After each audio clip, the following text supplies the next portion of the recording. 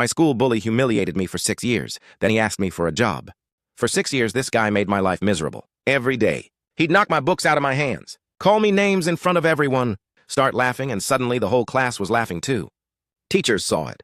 Nobody did anything. By senior year, he had a nickname for me that was so bad people forgot my actual name. The worst part? He was popular. Star athlete. Good looking. Everyone loved him. So when I complained, people would just say, he's only joking. One day during lunch, he stood on a table in front of hundreds of students. Then he held up a photo of me. A really embarrassing one. The entire cafeteria exploded with laughter. I remember looking around and realizing nobody was on my side. Not one person. That night, I made a promise to myself. I would never let him control my life again.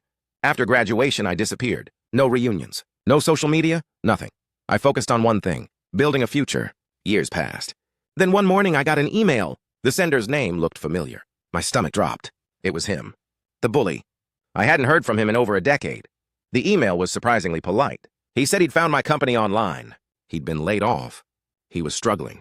And he'd noticed we were hiring. At the bottom was his resume. He had no idea who I was. Apparently, I'd changed enough that he didn't recognize my name. I stared at the screen for a long time. This was it. The moment I'd imagined for years. The perfect chance for revenge.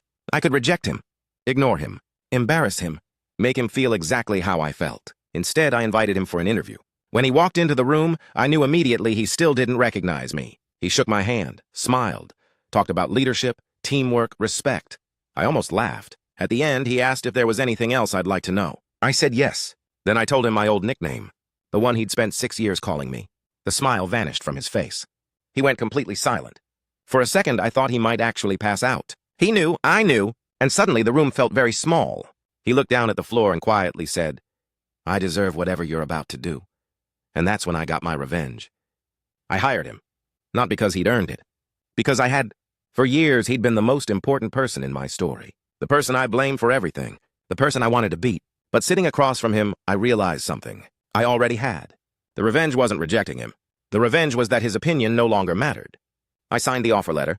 He started crying. Not dramatic movie crying, just quiet tears. Before he left, he apologized for things I hadn't even remembered. Turns out he'd been carrying those memories too. A week later, he sent me a message. One sentence. Thank you for giving me a chance I never gave you. And that's when I realized something. The moment I stopped needing revenge was the moment I got it.